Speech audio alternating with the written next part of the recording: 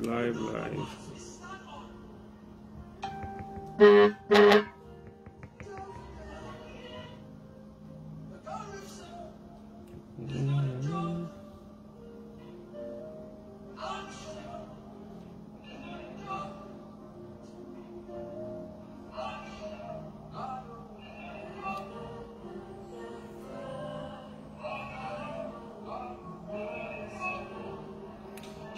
Shalom, j'espère que vous portez bien. J'espère que ça va dans vos maisons. Je vais vite faire un petit live là. Sur la sainteté spirituelle et la sainteté pratique. Cette bagarre existe depuis dans l'église. Parce qu'on a d'un côté l'apôtre Paul qui dit... nous sommes sauvés par la grâce, nous sommes sauvés par la foi, par le moyen de la grâce. Mais on a l'apôtre Jacques qui dit la foi sans les œuvres est morte. Donc finalement on se pose la question, on est sauvé par les œuvres ou bien on est sauvé par la grâce? Et certains prennent les deux extrêmes. Certains ils se focalisent sur les œuvres. Je dois faire ce qui est bien pour aller au ciel, je dois faire ce qui est bien pour aller au ciel. Ça c'est ce qu'on appelle les œuvres, ça c'est ce qu'on appelle la sainteté pratique. D'autres disent seulement j'ai seulement la foi, j'ai beaucoup la foi, je crois seulement. Les œuvres c'est rien, je crois seulement, j'ai seulement la foi. Sans les œuvres, alléluia. C'est un peu comme la bagarre qui se passe entre ceux qui disent qu'il faut appliquer la loi, et les autres qui disent qu'on est sous la grâce. Donc on a d'un côté certaines personnes qui condamnent, oh je t'ai vu en boîte, tu vas aller en enfer, je t'ai vu faire ça, tu vas aller en enfer. Et de l'autre côté, on a d'autres personnes qui disent, il suffit que je demande pardon. Donc il fait tout ce qu'il veut. On n'est pas sous la loi, on est sous la grâce. Je peux faire tout ce que je veux. Et donc ça ne compte pas. Alléluia. Maintenant, qui a raison et qui a tort? Parce que chacun d'eux peut prouver avec la parole de Dieu que ce que je dis est vrai. Alléluia. Chacun d'eux peut prendre un verset biblique et confirmer ce qu'ils sont en train de dire. Donc c'est ce qu'on va parler aujourd'hui. La sainteté spirituelle et la sainteté pratique. Commençons avec ce que j'appelle la sainteté spirituelle. C'est quoi la sainteté spirituelle? Le moment que tu acceptes Jésus-Christ comme Seigneur et Sauveur, tu es déclaré saint. Tu n'as pas besoin de mourir, comme on dit souvent, Saint Thomas qui est mort, Saint tel, c'est parce que tu es mort. Non. Quand tu reçois Jésus-Christ comme Seigneur et Sauveur, tu es déclaré saint aux yeux de Dieu. Pourquoi? Parce que tu as accepté Jésus-Christ comme Seigneur et Sauveur. Et cette sainteté s'appelle la sainteté spirituelle. Alléluia. C'est ce qu'on appelle la sainteté spirituelle. On va lire ça un peu dans le livre de Éphésiens 2. Ce que Paul nous dit sur la sainteté spirituelle. Alléluia. Paul nous dit dans Éphésiens 2 à partir du verset 8. Car c'est par la grâce que vous avez été sauvés, par le moyen de la foi. Et cela ne vient pas de vous, c'est le don de Dieu. Donc en réalité, il dit que tu n'as rien fait. Être sauvé, ça ne se mérite pas. Alléluia. Il dit que tu n'as besoin de rien faire. Tu as seulement cru et tu es sauvé. Alléluia. Et tu peux confirmer ça avec les Écritures. Ensuite, il continue au verset 9. Ce n'est point par les œuvres, afin que personne ne se glorifie. Alléluia. Donc, il dit ici là clairement que ce n'est pas avec tes œuvres. On est sauvé par la foi. Une fois que tu acceptes Jésus-Christ comme Sauveur et Seigneur, tu es déclaré saint. Tu n'as pas besoin de mourir pour qu'on t'appelle saint tel. Oh, pitié du pauvre. Non. Une fois que tu acceptes Jésus-Christ, tu es déclaré comme saint. Alléluia. Maintenant, on va voir ce qu'on appelle la sainteté pratique.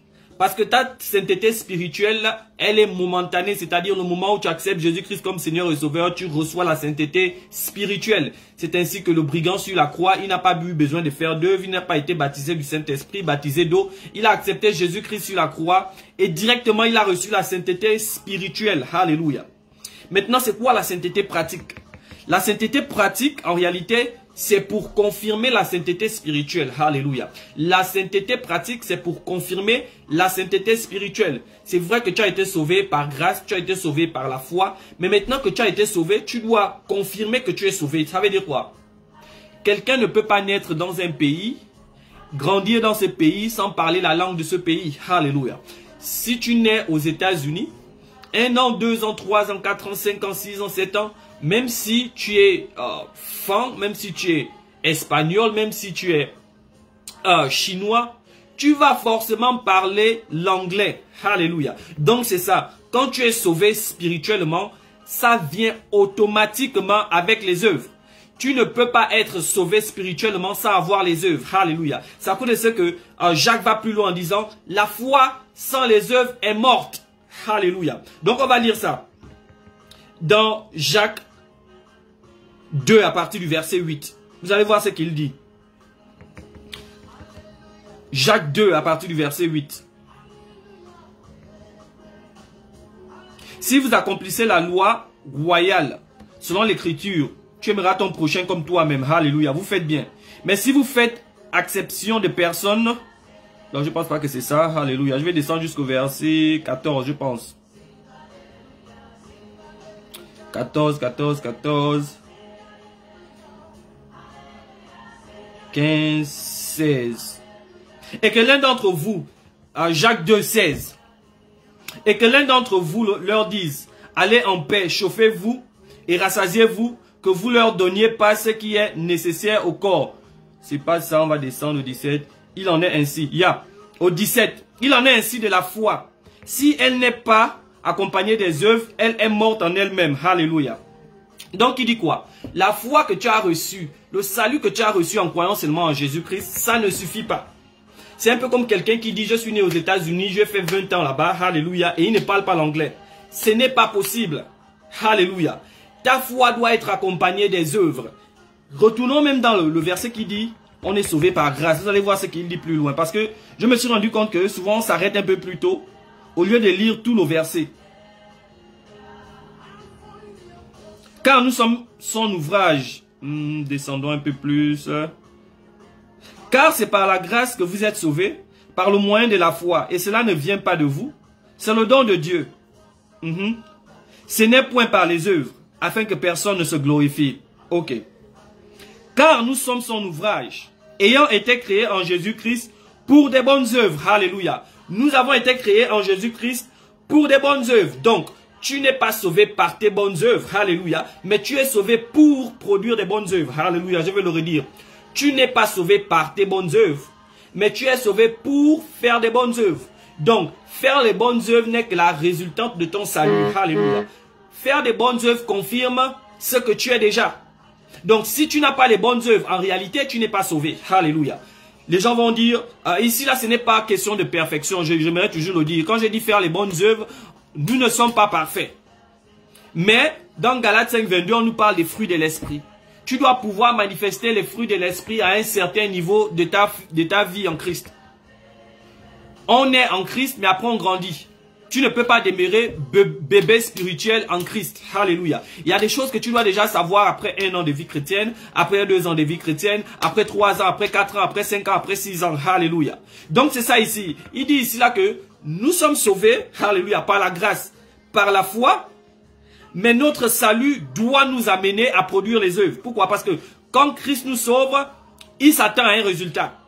Donc, voilà pourquoi on peut parler de faux chrétiens, on peut parler de vrais chrétiens. Qu'est-ce qui différencie? C'est ce verset qui dit, on est sauvé pour produire des bonnes œuvres. Donc, le moment où tu ne produis plus les bonnes œuvres, on se rend compte qu'il y a un problème. C'est à cause de ce que si quelqu'un marche nu, on sait qu'il y a forcément un problème. Pourquoi? Parce que quelqu'un qui est normal doit se vêtir. Donc c'est ça la foi, la sainteté pratique et la sainteté spirituelle. La sainteté spirituelle amène automatiquement, alléluia, la sainteté pratique. C'est-à-dire c'est quelque chose qu'on ne peut pas dissocier. Tu ne peux pas dire j'ai seulement la foi, je crois en Jésus-Christ, mais tu n'as pas les œuvres de la croix. Alléluia. Tu n'as pas le sacrifice, tu n'as pas l'amour, tu n'as pas la piété, tu n'as pas la bonté, tu n'as pas la patience. Ce n'est pas possible. Maintenant, je comprends maintenant ce que les Américains parfois disent once saved, always saved. C'est-à-dire une fois que tu es sauvé pour toujours. Ce principe veut dire quoi?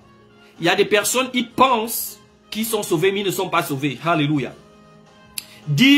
Venir devant l'estrade et dire j'accepte Jésus-Christ comme Seigneur et Sauveur ne veut pas dire que tu es sauvé. Tu as peut-être fait ça avec la tête sans faire avec le cœur. Ce qui fait que quand tu abandonnes devant, à cause des tribulations, à cause des temps durs, ça ne veut pas dire que tu étais sauvé. Tu n'avais jamais été sauvé parce que la parole de Dieu dit, S'ils étaient avec nous, ils ne devraient jamais nous laisser. Alléluia. Donc quand ils disent one save, always save, ou bien quand tu es sauvé, tu es sauvé pour toujours, peu importe ce que tu fais, il est en train de parler des gens qui vont endurer jusqu'à la fin. Il y a certaines personnes qui vont faire, peu importe les situations qui vont arriver, ils vont garder la foi jusqu'à la fin. Alléluia. Mais il y a certaines personnes, quand la situation va être dure, il va patienter après, il va abandonner, il va retourner, ce on appelle retourner dans le monde. Mais en réalité, il n'était jamais réellement en Christ. Il n'était jamais réellement sauvé. C'était juste un truc d'émotion. Alléluia. Donc, ne pensez jamais que les deux là se contredisent. Paul et Jacques, ils ne se contredisent pas. L'un dit que nous sommes sauvés spirituellement, premièrement. Mais l'autre confirme que après avoir été sauvés spirituellement, voici ce qui en vient. Alléluia. La sainteté spirituelle, c'est devant Dieu. Mais la sainteté pratique, c'est devant les hommes. Alléluia. La sainteté spirituelle, c'est devant Dieu. Mais la sainteté pratique, c'est devant les hommes. Parce que c'est Dieu qui sait dans le cœur que tu es sauvé. Mais les hommes veulent voir que tu es sauvé. Alléluia. Dieu dit tu es sauvé. Mais toi, tu dois montrer aux hommes que tu es sauvé. Alléluia. Donc, c'est ça la différence entre les deux. Mais les deux ne se contredisent pas. Les deux se complètent. Les deux ne se contredisent pas. Les deux se complètent. Sinon, Hébreux 12, 14 nous dit, sans la foi, personne ne verra Dieu. Alléluia. Non, sans la sainteté, personne ne verra Dieu. Quelle sainteté il s'agit ici? Ici, là, c'est la sainteté pratique. Pourquoi? Parce que si tu lis en haut, il parle d'abord des œuvres. Il parle de vivre dans l'amour. Il parle de vivre dans la bonté. Il parle de renoncer aux œuvres de la chair. Il dit que, alléluia, les œuvres de la chair sont contraires aux œuvres de l'esprit. Alléluia. Donc, quand il nous dit dans Hébreux 12, 14 que sans la sanctification, nul ne verra Dieu, il s'agit de la sainteté pratique. Sans la sainteté pratique, nul ne verra Dieu. Mais est-ce que tu es sauvé par ça? Non, tu es sauvé par la foi. Tu es sauvé sans rien faire.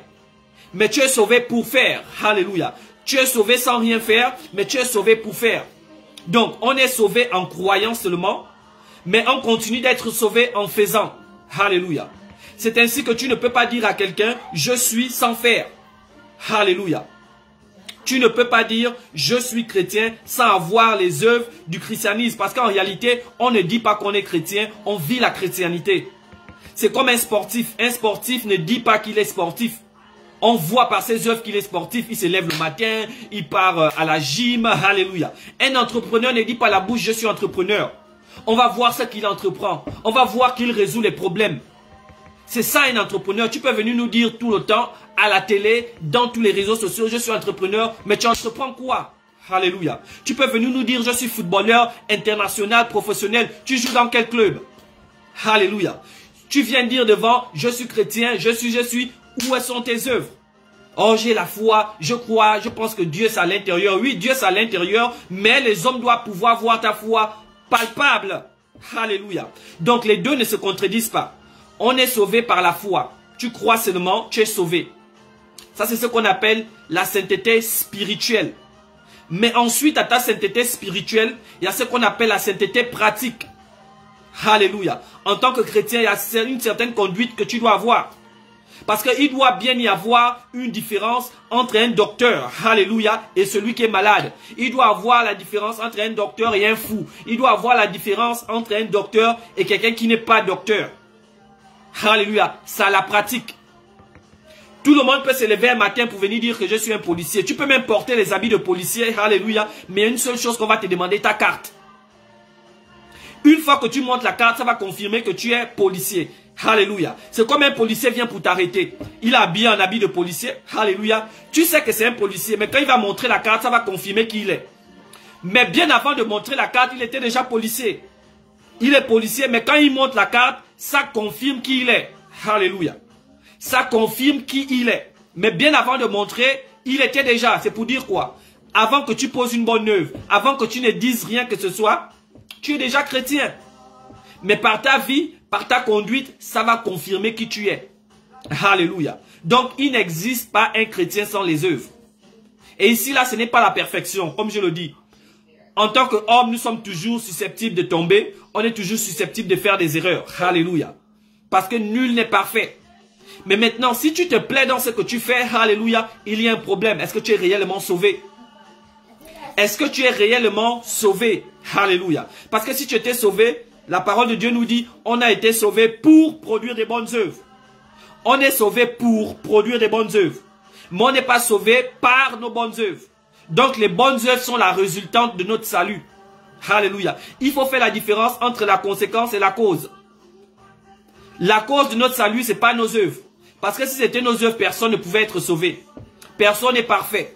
Alléluia. J'ai encore vu une histoire aujourd'hui d'un grand pasteur de grande renommée qui est encore divorcé. Et là, ça va encore affecter l'église. Pourquoi? Parce qu'il avait un poste de leadership. Alléluia. Et on va attaquer l'église en disant, voici, si les pasteurs déjà réussi à divorcer, si une personne de haute standard spirituellement fait ceci, à combien plus forte raison ceux qui sont en bas? Mais là, il y a un piège. Pourquoi? Parce que on ne se compare pas à ce que les gens font. Alléluia. Mais c'est un leader. Et ici, là, les gens vont attaquer que bon, si ça n'allait plus dans son couple, il devait faire comment? Alléluia. Mais ce qu'on doit savoir, c'est qu'en tant que leader, on joue un grand rôle. On joue un grand rôle en tant que leader. Alléluia. Et donc, il y a certaines œuvres qu'on s'attend à voir. Ce qui fait que, en réalité, notre vie, ce n'est plus notre vie. Et même si on sort même du cadre spirituel, en tant que maman, en tant que papa, papa, ce que tu fais, alléluia, ce n'est plus pour toi. C'est aussi pour ta famille, c'est aussi pour ta femme. Ce qui fait que quand on voit un papa, par exemple, sous dehors, en train de faire des mauvaises choses, directement ses enfants, alléluia, vont encaisser quelque chose. Sa femme va avoir quelque chose. Pourquoi? Parce que ta vie, en réalité, ce n'est plus pour toi. Ta vie, c'est pour toutes les personnes qui sont autour de toi. Ta vie, c'est pour toutes les personnes qui sont sous ton autorité. Alléluia. Donc, il a épousé une actrice, sachant que, en tant qu'actrice, son rôle, c'est d'être dans les médias. Alléluia. Et lui, il est pasteur. Tu as une actrice qui est presque nue dans les films, qu'on embrasse partout. Quand tu es parti te marier avec elle, tu as dit quoi? Alléluia. Qu'est-ce que tu as dit? Donc, on arrive maintenant aujourd'hui où vous divorcez et maintenant c'est le scandale. Et ça fait en sorte que beaucoup de personnes laissent l'église. Mais j'aimerais interpeller les gens. Ne soyez pas surpris par ça. Ne soyez pas scandalisés par ça. Parce que l'homme de Dieu n'est pas le modèle par excellence. Le modèle par excellence, c'est Jésus. Jésus n'a jamais divorcé de l'église. Malgré qu'on pêche tous les jours, malgré qu'on fait nos mauvaises choses, Jésus n'a jamais divorcé de nous. Voilà pourquoi même si un grand homme de Dieu divorce, on ne doit pas regarder ça. Alléluia. J'aime toujours dire, j'aime Joseph, alléluia, dans sa sainteté. J'aime David dans sa sainteté. J'aime David dans son amour. Mais quand David prend la femme d'autrui, je ne suis plus David. Alléluia. Je regarde Jésus. J'aime Samson dans sa force. Mais quand Samson prend beaucoup de femmes, je ne suis plus Samson. Alléluia. Tu ne peux pas suivre l'homme de Dieu à un niveau que sa chute fait ta chute. La chute de l'homme de Dieu fait sa chute. Alléluia. Ne te dis pas que parce que lui qui est grand homme de Dieu a fait, moi aussi je vais faire. Non. Parce que Dieu ne te demandera jamais, si tu as fait ça, c'est à cause de l'homme de Dieu. Il te demandera tes propres comptes à toi personnellement. Alléluia. Lui c'était sa chute, c'est pas ta chute. Lui c'était sa chute, toi c'est pas ta chute. Ne te dis pas que parce que l'homme de Dieu a fait, donc moi aussi je vais faire. Donc c'est ça. Il existe ces deux saintetés. Je vais m'arrêter là pour aujourd'hui. La sainteté spirituelle, quand tu acceptes Jésus-Christ comme Seigneur et Sauveur, tu es directement saint. La parole de Dieu dit, quand tu acceptes Jésus-Christ comme Seigneur et Sauveur, tu es saint. Tu n'as pas besoin de mourir pour qu'on t'appelle Sainte Jacqueline, Saint Thomas, Saint... Non, non, non. Tu es directement saint. Parce que la parole de Dieu dit, Abraham crut et il lui fut imputé à justice. Donc quand tu crois en Jésus-Christ comme Seigneur et Sauveur, tu es saint. Alléluia. Tu es directement saint. Mais maintenant, après avoir été saint spirituellement, tu dois avoir la sainteté pratique. La sainteté pratique, c'est par tes œuvres. Voilà pourquoi la parole de Dieu dit, la foi sans les œuvres est morte. Tu ne peux pas dire, je suis chrétien et tu es voleur. Tu ne peux pas dire, je suis chrétien et tu es homosexuel. Tu ne peux pas dire, je suis chrétien et tu es prostitué. Alléluia. Dire que je suis chrétien, ça implique certaines choses. Dire que je suis sportif, ça implique certaines choses. Dire que je suis entrepreneur, ça implique certaines choses. Dire que je suis une maman, alléluia, qui allait un enfant, ça implique certaines choses. Tu ne peux plus être dehors à n'importe quelle heure. Tu dois toujours être à côté. Le bébé doit être là. Tu ne peux plus sortir comme tu faisais avant. Pourquoi? Parce que tu es maman. Donc le fait d'être maman, ça change complètement ta vie que tu avais avant. Le fait d'être chrétien, ça doit aussi changer ta vie que tu avais avant. Si ça ne change pas ta vie, ça veut dire que tu n'es pas chrétien parce que rien n'a changé. Alléluia. C'est toujours comme ça. Alléluia. Alléluia. Quelqu'un qui a dit, mon frère, tu juges le voleur et la prostituée. Voici une bonne question. J'aime bien cette question. Le jugement. La parole de Dieu dit, on ne juge pas la personne, mais on peut juger les œuvres. Alléluia. Quand tu dis à quelqu'un, la prostitution, c'est pas bon, tu ne juges pas la personne, tu juges la prostitution. Il y a une différence entre juger la personne et juger ce que la personne fait. Et ce que la personne fait, ce n'est pas la personne. Aujourd'hui, elle peut être prostituée. Demain, elle peut changer. Donc, je ne juge pas elle-même, mais je juge ce qu'elle fait. Parce que la parole de Dieu dit, tous ceux qui ont le Saint-Esprit en eux sont susceptibles de jugement. Ça veut dire, tu peux juger l'action. Maintenant, il y a une différence entre le jugement, parce que la parole de Dieu est écrite en grec. Quand on dit de ne pas juger, il s'agit de ne pas donner un verdict.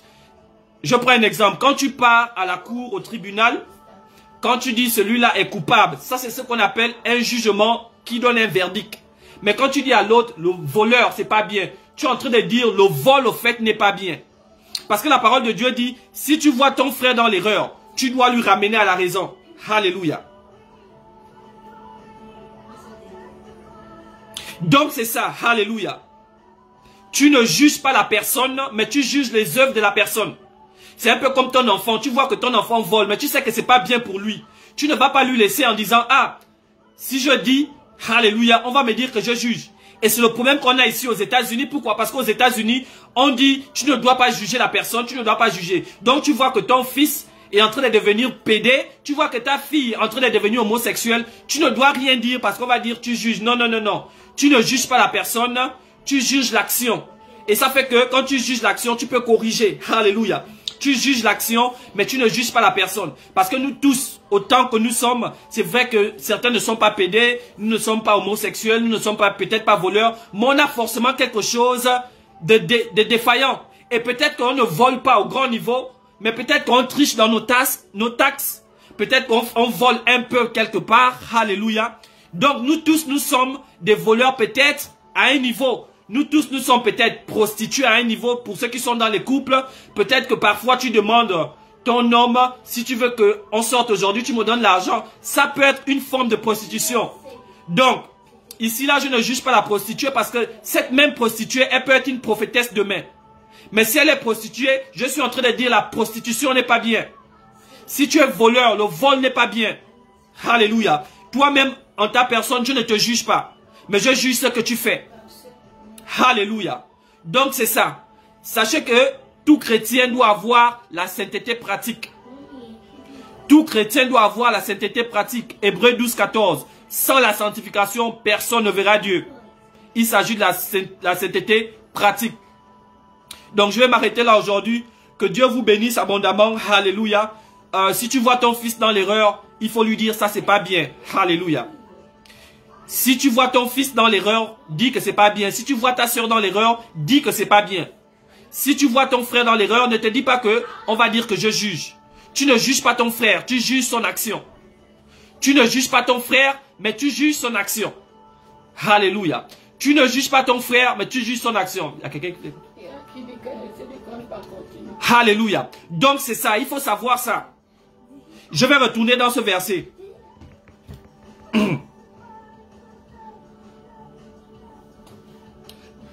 Éphésiens 2 au verset 8. Car c'est par la grâce que vous êtes sauvés, par le moyen de la foi. Et cela ne vient pas de vos œuvres. C'est le don de Dieu.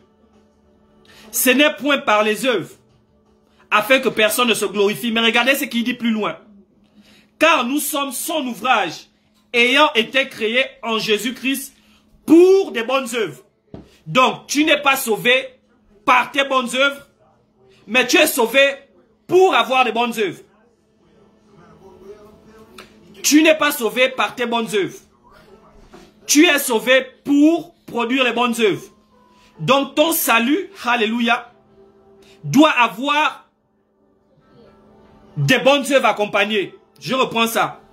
Les bonnes œuvres ne sont que la résultante de ton salut. Alléluia. Il y a quelqu'un qui a dit, je ne parle pas lingala parce que je suis congolais, mais je parle lingala, alléluia. Je ne parle pas lingala pour prouver que je suis congolais, je parle lingala parce que je suis congolais, alléluia. Donc ça veut dire qu'un congolais, avant qu'il ne parle le lingala, il est congolais. Mais quand il va parler le lingala, ça va confirmer qu'il était. Mais avant de parler, il est déjà.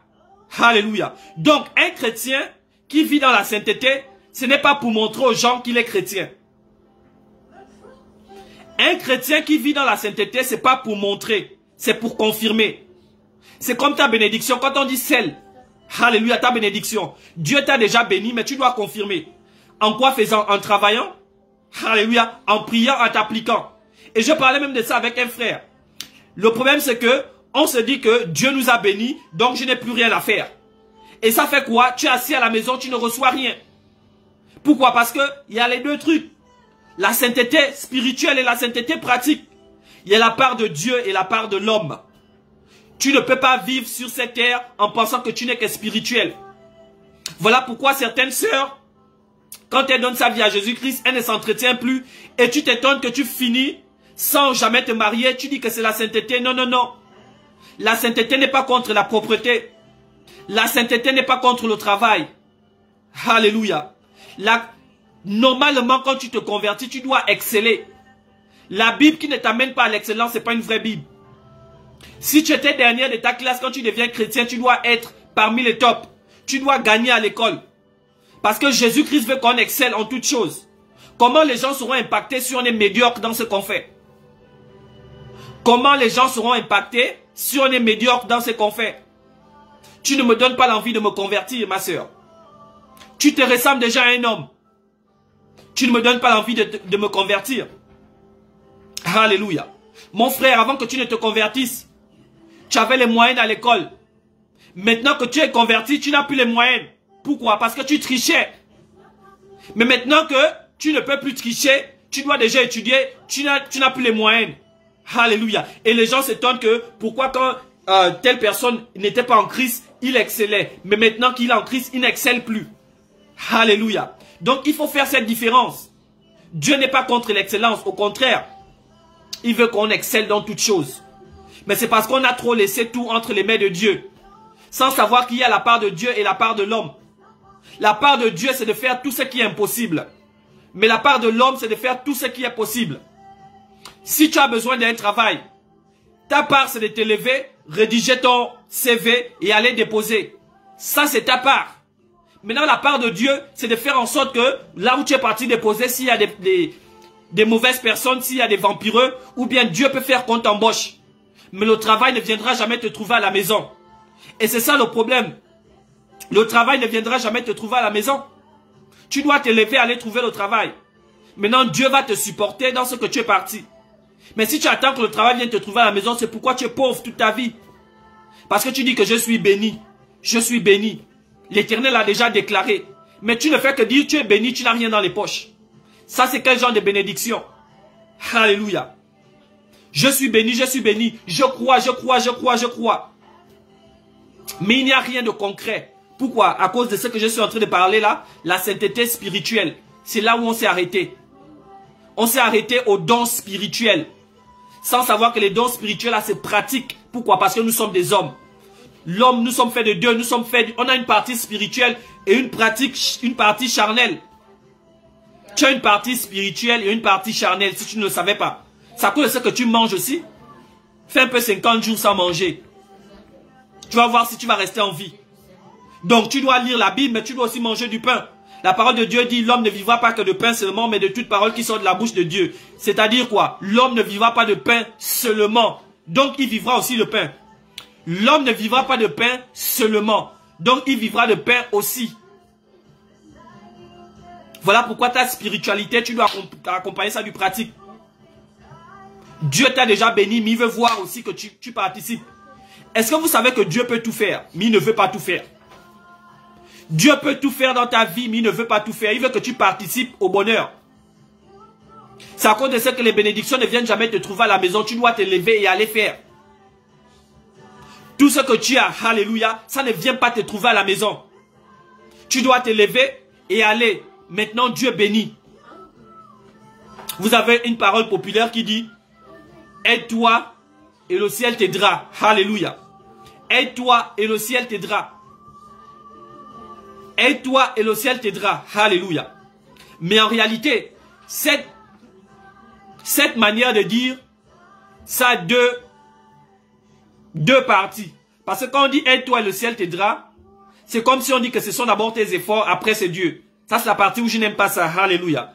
Parce que quand les gens disent souvent aide-toi d'abord et le ciel t'aidera, ils se disent que c'est d'abord toi, ensuite Dieu. Non, non, non, non. Aide-toi et le ciel t'aidera, ça veut dire que tu dois faire ta part et le ciel va faire. Tu dois faire ta part et ensuite le ciel fait sa part. Mais si tu te dis que le ciel va tout faire, tu n'auras rien. Et c'est pourquoi, encore une fois de plus, les francophones, nous sommes pauvres. Nous sommes pauvres parce qu'on associe tout à la spiritualité. Tout, c'est la spiritualité. Alléluia. Si je suis comme ça, c'est la volonté de Dieu. Si je dois avoir ce boulot, Dieu va me le donner. Je n'ai pas besoin de faire quelque chose, mon frère. Alléluia. Si c'est vraiment la femme de ma fille, Dieu va me faire un signe. Une pièce va tomber du ciel. La pièce, ça ne tombe jamais. Alléluia. Tu dois faire ta part. Sainteté pratique. C'est ainsi que Dieu ne viendra jamais lire la Bible à ta place. Depuis que tu es en train d'attendre un signe venant de Dieu pour commencer à lire, tu n'as jamais lu. Et tu ne liras jamais.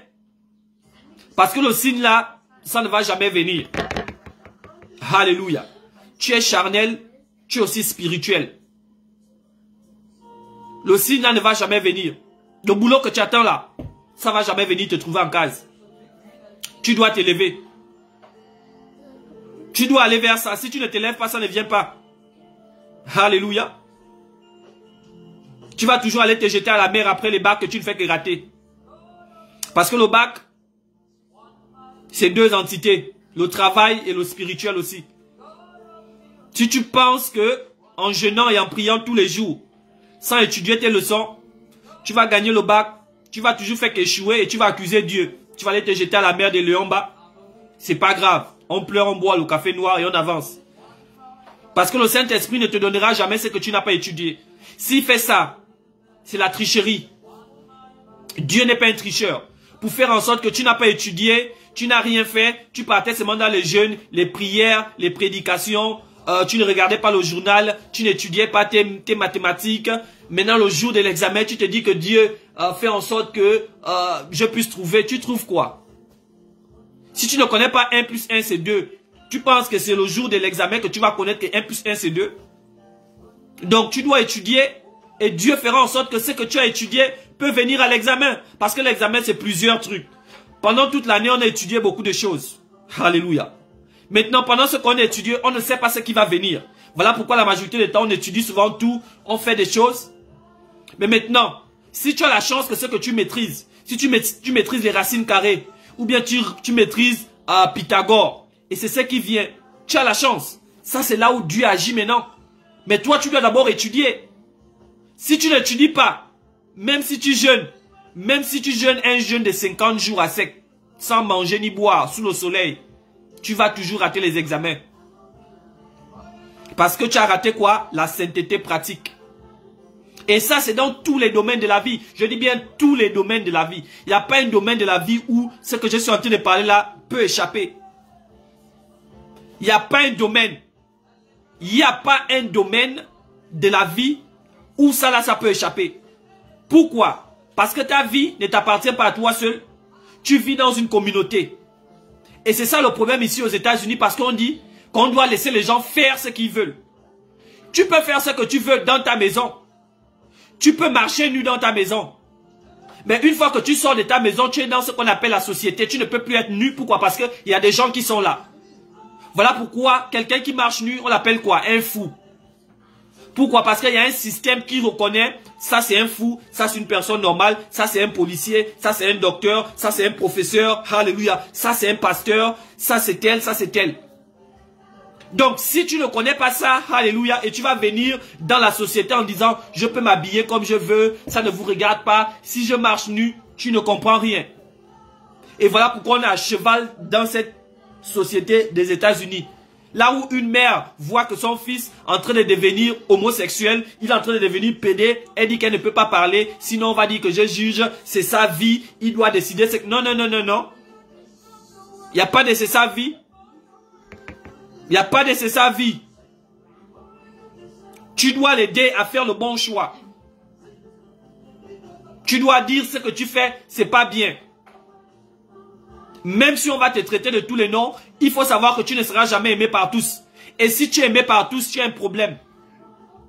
Quelqu'un qui est aimé par tout le monde, c'est un hypocrite. Alléluia. Si tu es aimé par tout le monde, tu es hypocrite. Pourquoi? Parce que tu dois avoir une position. Tu es aimé par les entrepreneurs, tu es aimé par les gens du salariat, c'est impossible. Pourquoi? Parce que quand tu as une latitude, une personne qui pense que pour devenir riche, c'est le salariat, il va s'opposer aux gens qui disent que c'est l'entrepreneuriat. Donc, s'il est aimé par tout le monde, ça veut dire qu'il n'a pas de position fixe. Alléluia. Donc, ne cherche jamais à être aimé par tout le monde. Fais ce que tu sais être bien et dis-le. Fais ce que tu sais être faire et dis-le. J'ai remarqué quelque chose. Si tu réussis, les gens vont te critiquer. Si tu ne réussis pas, les gens vont te critiquer. Donc, moi je préfère réussir et qu'on me critique au lieu de ne pas réussir à être critiqué. Alléluia. Parce que les mêmes personnes aujourd'hui qui te critiquent, quand tu n'as rien, quand tu vas devenir, ils vont aussi te critiquer. Donc, je préfère réussir et tu me critiques au lieu de ne pas réussir et on me critique. Alléluia. Donc, tout ce que tu vas faire, tu auras toujours des critiques. Donc, excelle dans ce que tu fais et on te critique pour ton excellence, c'est mieux. Vis dans la sainteté, on te critique à cause de ta sainteté, c'est mieux. Oh, il veut montrer quoi? Nous tous, nous sommes chrétiens, nous tous on peut boire. Mais bois. Si moi je ne bois pas, pourquoi ça te dérange? Alléluia. Il veut non, non, je ne vais pas montrer quelque chose. Je sais où je vais et je sais pourquoi je fais ce que je fais. Je ne bois pas. Voici, je continue la route. Mais je n'ai rien contre toi. Tu peux boire. On est toujours frères, on est toujours amis. Je t'aime toujours. Mais moi, voici ce que j'ai décidé et je continue. Alléluia. Et c'est ce genre d'attitude qu'on a besoin aussi aujourd'hui des chrétiens. Alléluia. On a besoin aussi de ça. Oh, pourquoi toi tu ne fais pas lui et pourtant il est grand frère dans la foi. Lui il va en boîte, lui fait. Moi je ne vais pas. Ça c'est moi, ça c'est lui. Pourquoi lui aussi il ne me suit pas? Alléluia. Pourquoi c'est moi qui dois suivre? Gloire à Dieu. Donc c'est ça, on reconnaît les... On dit souvent on reconnaît le moins par son habillement. Alléluia. Si on est à la plage, tu vois quelqu'un venir en costume, tu vas faire quoi? Tu vas dire mon frère, la conférence d'Obama, c'est pas ici. Alléluia. Tu t'es trompé, c'est pas ici. Pourquoi? Parce qu'il y a un habillement approprié pour la plage. Donc, ça aussi, on peut appeler ça un jugement. Parce que tu as dit quoi? Alors, tu as dit que tu es mal habillé. En fait, tu l'as dit que tu es mal habillé. Mais tu as fait ça d'une manière polie. Alléluia. Donc, c'est la même chose aussi. Si on voit une sœur venir en slip à l'église, on va dire à la sœur, tu t'es trompé en fait. On va dire à la sœur que non, ici on n'est pas à Florida. Prends la voiture, tu pars à la plage, c'est pas ici. Alléluia. Donc c'est ça. La foi sans les œuvres, elle est morte. La foi s'accompagne toujours des œuvres. Tu ne peux pas avoir la foi seulement, c'est impossible. C'est impossible. Alléluia. Donc le jour que vous voyez une sœur venir dans une tenue qui est vraiment... Tu dis non, non, non, non, la boîte de nuit là, c'est next door. Tu t'es trompé. C'est la prochaine avenue.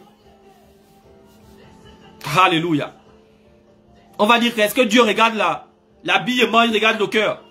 Mais le même Dieu nous dit qu'on ne doit pas être une occasion de chute pour les autres. Ce que tu fais ne doit pas être une occasion de chute pour les autres. Alléluia. Donc c'est ça, il faut savoir ramener les autres. Parce que la parole de Dieu nous dit, celui qui ramène un pécheur à la bonne voie a une multitude de péchés pardonnés. Soyons des exemples, soyons des modèles comme on peut. Comme je dis bien, comme on peut. Parce que nous tous, nous avons toujours des manquements, nous ne sommes pas parfaits, mais faisons ce qu'on peut. Et faisons le bien. Alléluia. Si tu penses que ton frère, ce qu'il fait, c'est mauvais, va voir ton frère. Dis. Même si on va dire que tu juges, tu ne juges pas, tu dis frère, je ne te juge pas toi, je juge ce que tu fais. La drogue, c'est pas bien. Si on t'attrape, c'est mauvais. C'est vrai que ça paye. Il y a de l'argent dedans. Je te comprends, mais c'est pas bon, quoi. C'est illégal et puis c'est quelque chose de mauvais. Mais mon frère, il y a l'argent dedans. Est-ce que l'argent a la couleur? Est-ce que Dieu regarde ça? Et pourtant, je vais à l'église. Je suis saint. Tu dis, frère, oui, c'est vrai que tu es saint, mais ça là, c'est pas bon. Donc, c'est ça. Alléluia. Il y a, surtout les Africains. On doit savoir ça. Et surtout les Africains francophones. Parce que quand tu regardes les Africains anglophones, il y a déjà quelque chose qu'ils ont compris que nous, on n'a pas encore compris. Alléluia. Surtout les Africains francophones. Il y a quelque chose que les anglophones ont compris que nous, on n'a pas encore compris. C'est la pratique. C'est la pratique. C'est la sainteté pratique. L'enrichissement pratique. Parce que si on parle dans l'enrichissement spirituel, c'est versé. Spirituellement, l'Afrique francophone, nous sommes prêts. Alléluia. Mais c'est la richesse pratique qui nous manque. Parce qu'on a tout donné à Dieu. Mais Dieu aussi lui nous a tout donné. Pendant qu'on est en train de prier, Dieu à quand. Dieu lui-même il est en train de prier que mes enfants à quand. Donc ce qui fait que nous on prie là-bas, Dieu prie là-bas. Nous on dit au nom de Dieu, ça arrive quand? Dieu lui dit au nom de moi-même, mon enfant va faire quand? Et donc c'est ça.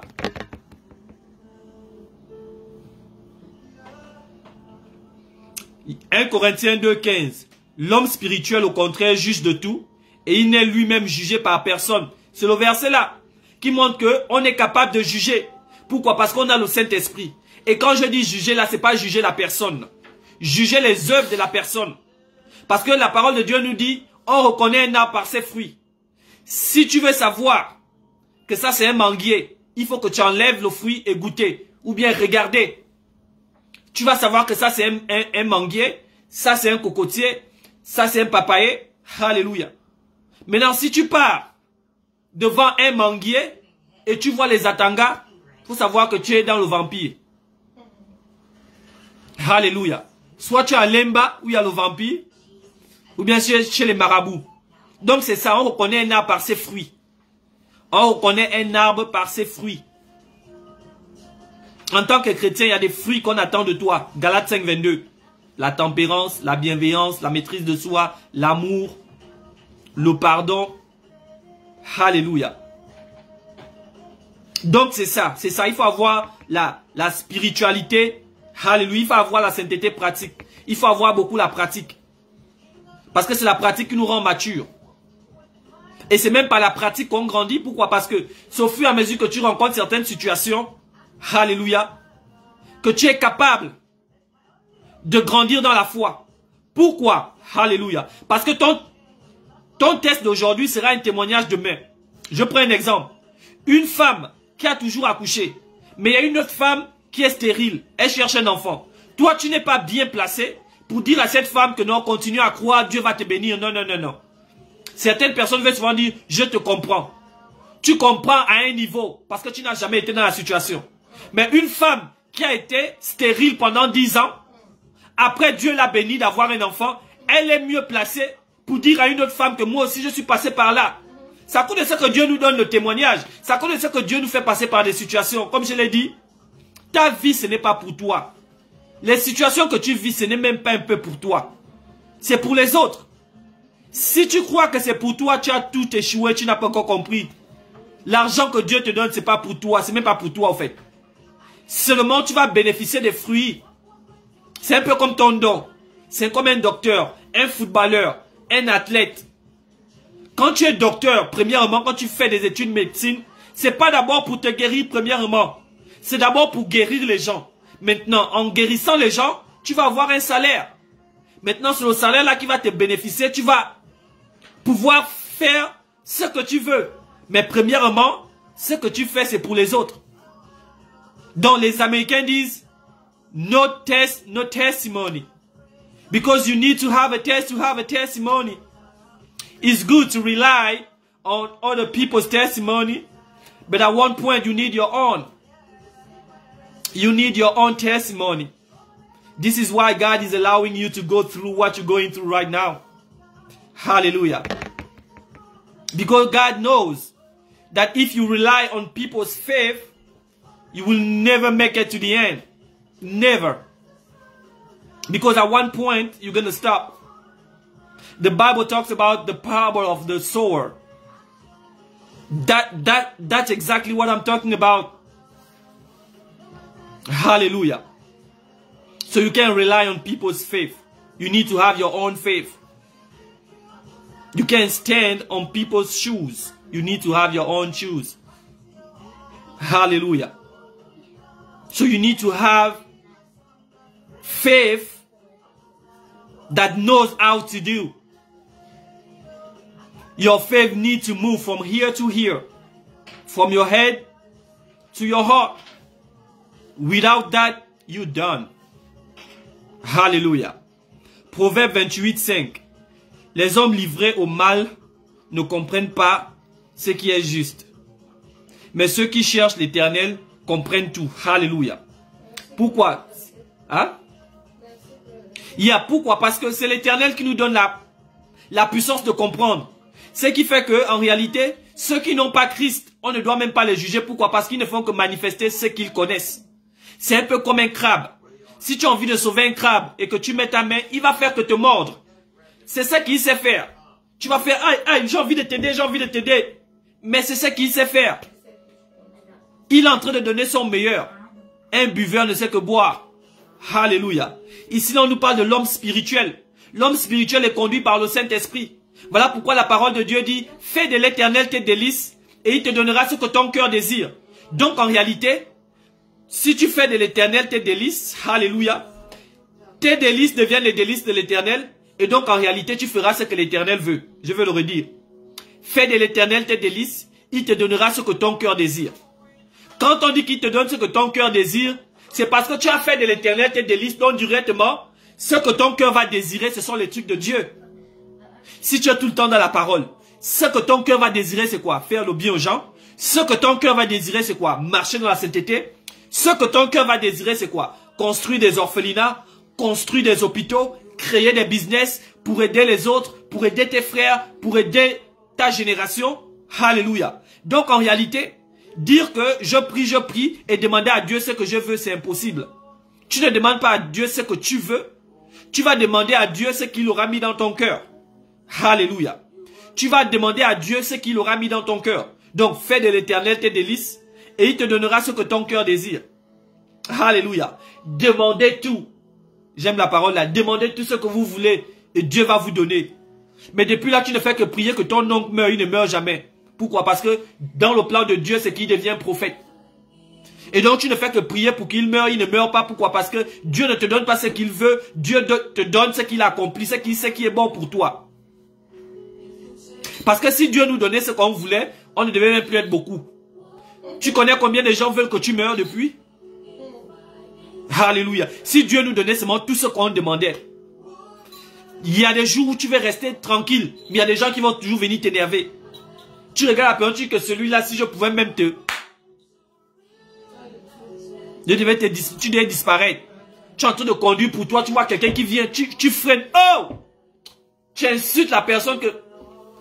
Donc si ça ne dépendait que de nous, qui devait exister.